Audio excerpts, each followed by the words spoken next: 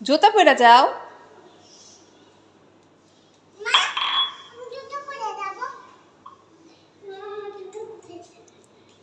Tata tata tata দিয়ে এসে পড়ো। জুতা ছাড়া চলে গেছো।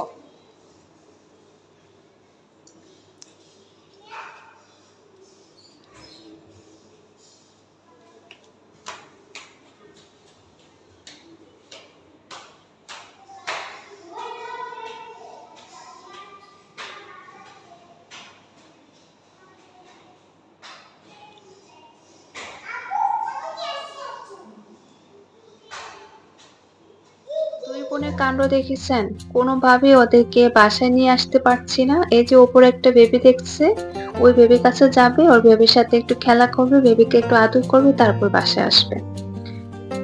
আজ খুব স্পেশাল একটা ভিডিও নিয়ে এসেছি, রেডিমেড থাই স্যুপ, কিন্তু একদম নিজের স্টাইলে নিজের মতো করে রান্নার চেষ্টা করেছি।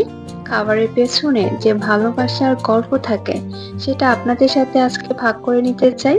ভিডিওটা দেখে যদি আপনাদের একটু ভালো লাগে, তাহলে প্লিজ লাইক দিতে ভুলে যাবেন না। কমেন্টস করে জানাবেন রেসিপিটা কেমন হয়েছে। আর আমার ছোট পরিবারটাতে যুক্ত হতে সাবস্ক্রাইব করতে কিন্তু ভুলে যাবেন না। চলেন এবার রান্নাটা শুরু করে দেই। রেডিমেড থাই স্যুপ রান্না করার জন্য আমি আমার মতো করে কিছু উপকরণ ব্যবহার করব, তো সেগুলো একটু দেখিয়ে দিচ্ছি। এখানে আমি নিয়েছি 2-3 কোয়ার মতো রসুন কুচি করে নিয়েছি, তারপরে 2টা কাঁচা মরিচ ছোট ছোট টুকরো করে নিয়েছি, তারপরে নিয়েছি মুরগির মাংস একদম ঝুরো ঝুরো করে নিয়েছি, তারপরে নিয়েছি চিংড়ি মাছ, আর হচ্ছে ধনিয়া পাতা। তো এখন রান্নাটা শুরু করে দিলাম। প্রথমে আমি রসুন কুচিগুলো দিয়ে পরিমাণ মতো অল্প তেল দিয়ে নিয়েছি। এখন হচ্ছে রসুন কুচিগুলো হালকাভাবে ভেজে নিয়ে এখন দিয়ে দিলাম 1 চামচের মতো আদা বাটা। আমার আস্ত আদাটা বাসায় ছিল না, তার জন্য আমি এখানে আদা বাটাটা ব্যবহার করছি। আদাটা যখন হালকাভাবে ভাজা হয়ে গিয়েছে, এই পর্যায়ে আমি দিয়ে দিচ্ছি চিংড়ি মাছগুলো। চিংড়ি মাছগুলো কিছুক্ষণ আমি ভেজে নিব। যখন একটু লালচে ভাব হয়ে আসবে, তখন আমি দিয়ে দিব মুরগির মাংসগুলো আর হচ্ছে কাঁচা মরিচ। এগুলো দিয়ে কিছুক্ষণ নেড়ে চেড়ে ভালো করে ভেজে নিব।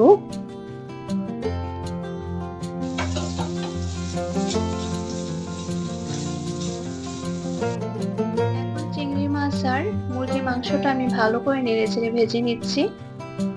আর এ পর্যায়ে আপনাদেরকে একটা কথা বলে নিচ্ছি, রেডিমেড থাই স্যুপটা রান্না করার জন্য থাই স্যুপটাকে প্রথমে 1 মগের মতো পানি দিয়ে আমি সেটা গুলে নিয়েছি। তো এক্ষেত্রে আপনাদেরকে একটা কথা বলে নেই, যারা রেডিমেড স্যুপটা রান্না করেন, অনেকে হয়তো জানেন, অনেকে জানেন না। সেটা একদম বাসায় যে তাপমাত্রা থাকে না, নরমাল তাপমাত্রার যে পানিটা থাকে, সেটা দিয়ে ঘোলা লাগে। আর যদি সেটা গরম পানি অথবা ফ্রিজে ঠান্ডা পানিতে গোলা হয়, তাহলে কিন্তু স্যুপটা একদমই বাদ হয়ে যায়। স্যুপটা রান্না করার ক্ষেত্রে একদমই নরমাল পানি দিয়ে গুলে তারপর সেটা রান্না করা লাগবে। তো আমি গুলে নিয়েছিলাম, এখন হচ্ছে সেটা দিয়ে দিচ্ছি। দেওয়ার সময় একটা চামচ অথবা হুইস্ক দিয়ে ভালো করে একটু নেড়ে চেড়ে তারপরে সেটা দিতে হবে, না হলে উপকরণগুলো নিচে থেকে যায় আর পানিটা উপরে পড়ে যায় আর কি। তার জন্য আমি নাড়তে নাড়তে তারপরে সেটা দিয়েছি।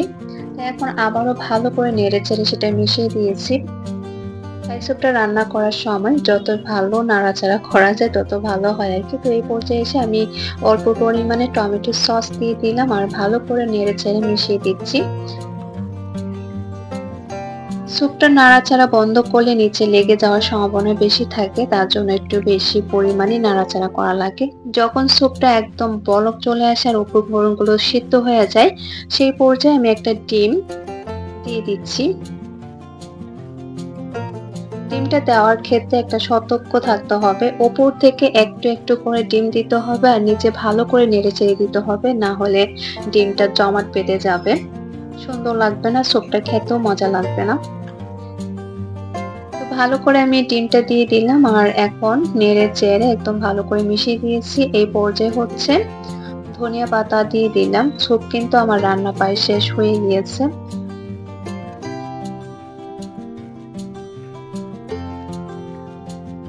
একটু বলক আসার পরে আমি স্যুপটা নামিয়ে নিব।